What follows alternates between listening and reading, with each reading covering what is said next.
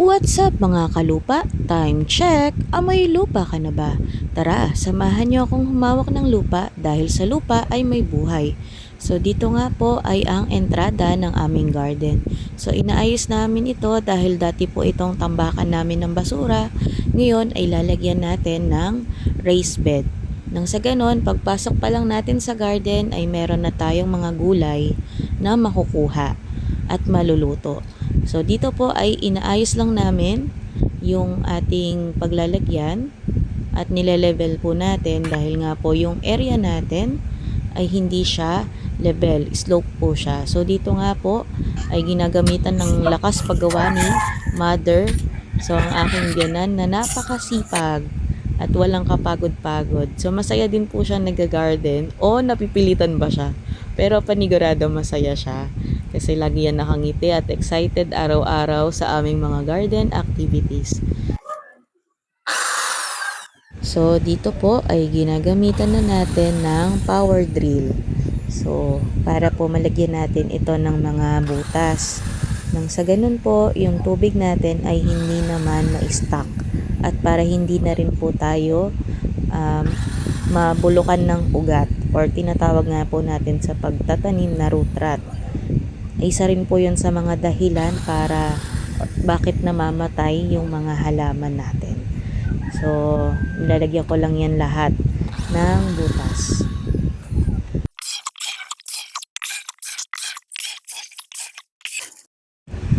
So, after po natin malagyan ito ng mga butas, ay lalagyan na po natin to or sasalansanan natin ng solid wood. Ito po yung mga mangga natin na namatay at para naman hindi pasayang dahil po napakarami natin ito ay ilalagay natin sa raised bed. So tinulungan na tayo dito ng aking brother-in-law na si Christian kasama si Mama Tess dahil nga po napakabigat nito at sinasalansan lang natin to ng maayos.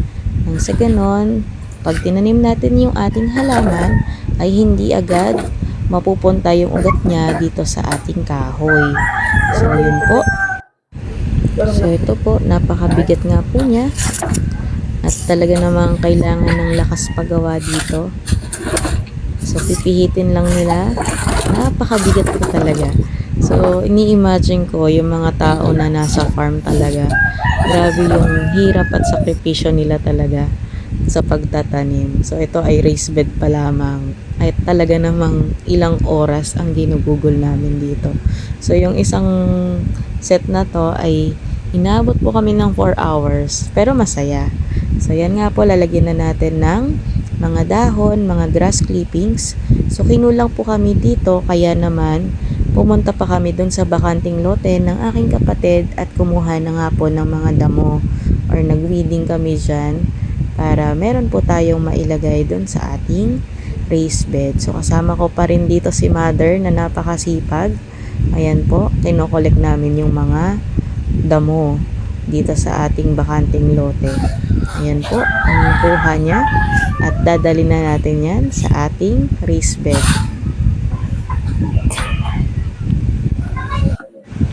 So dito po ay isasalansan lang po natin ng maayos, ipapantay at tatanggalin po syempre yung mga basura na hindi po dapat kailangan dyan katulad ng mga plastic, mga tela, yung mga nabubulok lang po talaga.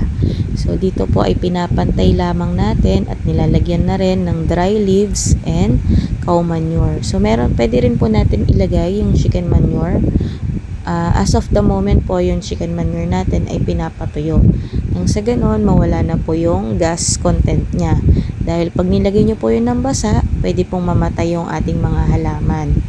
So, kinukuha rin po natin or ibinabalik natin sa ating raised bed yung mga piniko ni Mother na mga lupa. So, mapapansin nyo may dry leaves din po siya dahil nga po yung ating lupa ay minamulch natin ng ating dry leaves at mga papel. So, kinukuha ko po yan sa school nung nakaraang pasukan pa na school year. So, i-cover po natin yung mga damo na kinuha natin ng compost. Ayan po yung compost na kinukuha ni Mother. Ayan. So, importante po pala yung pagmamulching natin ng lupa. Ito po yung isang paraan at pinakamagandang paraan para mapaganda natin yung ating lupa. Lalo na po yung lupa namin ay maklay. So, para po umayos yung lupa natin, maganda sa paghahalaman, ay mag-mulch po tayo. Ang maganda rin po dito, magkakaroon na ng microorganism yung lupa nyo at mariretain pa po yung moisture, lalo na pag mainit. So, yan po yung pinakamagandang way natin para maiayos natin yung ating mga lupa. Ayan po. Nililayer lang natin yan.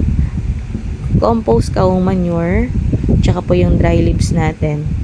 So, lahat po ng mga organic materials ay pwede nyo po dyan ilagay.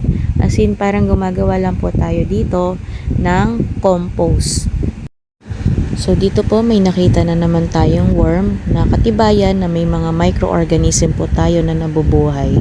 So, nakakatuwa po dito kasi, ayan, pumupupo siya dyan.